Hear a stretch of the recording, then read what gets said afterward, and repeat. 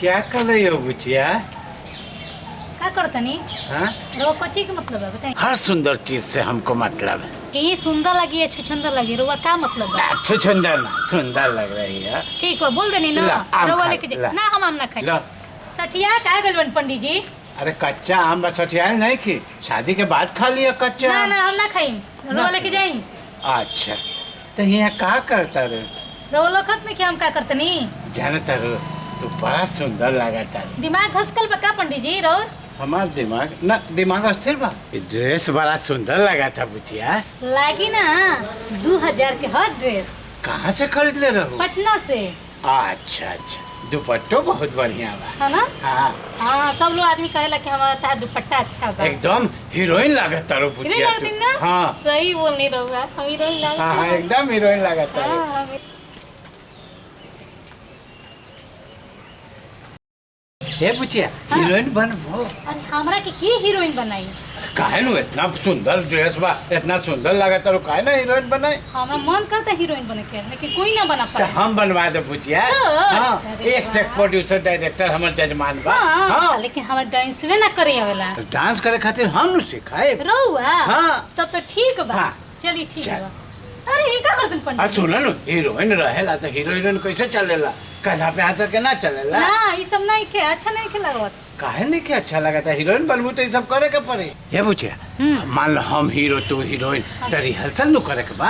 हाँ हाँ अच्छा ताब कर ले रिहर्सल अब नु तो हटाई हटवा। अरे हीरो हीरोइन कैसे चलेला? रहुआ हीरो हई? हीरो मान लो रिहर्सल नु करावता ने। मान ली कैसे मान ली रहुआ? हमरा के मान ली हीरो हम बानी तू हीरोइन बारू तब नु डायरेक्शन होय।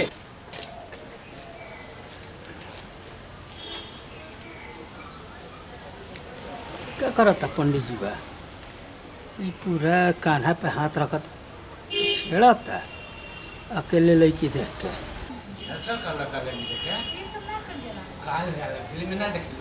जब जब भुअरी कहीं जाले ये पंडित जी बा पगला जाला।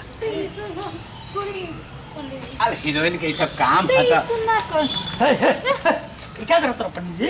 हीरोइन नु बनी फिल्म में। हीरोइन? हाँ हाय हाँ हाँ कहत रहन कि फिल्म में हीरोइन बने तो रखे। ओई कहत रहन? हां हाय ए पंडित जी आज तक कोनो टिकटॉक वीडियो तक बनैले बड़ा तू? ठीक ठाक मच्छर मारे वाला कौन बनाए जी? हाँ हैं? हाँ आ फिल्म में ई लड़की के हीरोइन बनेबा? हम बुढ़बा हीरोइन। पूछ ले बड़ा।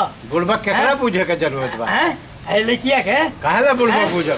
लड़की छेड़त रहा लड़की छेड़ता नहीं है छेड़ता नहीं हम करवा चाहते तू बकवास। छेड़त नहीं खाता का अगरबत्ती देखावता रह पूजा तरह बुढ़बक बुझले बड़ा का वो लड़कियों बुढ़बक हिया हम बुढ़बक हैं। लड़की कोई बुढ़बक ना हो खेली। हाँ। हाँ हम काहे छेड़े जाए? तारा के बुढ़बक बनावत रह। हाँ। ई का हीरोइन बनाई हो हैं? खुद फिल्म के मुंह देखले बड़े ऐसे ही फिल्म कैसे बनेला? तब से ही बोलत रहन कि चल हाँ? तारा के फिल्म बनाते हैं। हई सुनसान जगह में हई गली में हई लड़की के हीरोइन बनावत रह आ गाला मिलत रह हीरोइन बनावत रह।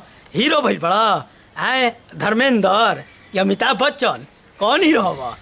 हीरोइन नु बनावे के बाइक रखा। तू का हीरोइन बनी बा? आज तू तक देखला अरे करवा बकवास तू। कैमरा के मुंह सब देखले बानी। हई सुनसान जगह में हई लड़की के गाला पकड़त रह हाथ पकड़त रह ये छेड़खानी करत गला रह पकड़त कि हीरोइन बनावत रे। खाने तरह बुझाता। हाँ। हीरोइन बनावे के नु कहता नहीं। तू है हीरोइन बनावे ला? हाँ। तू जाके हीरो बना ना।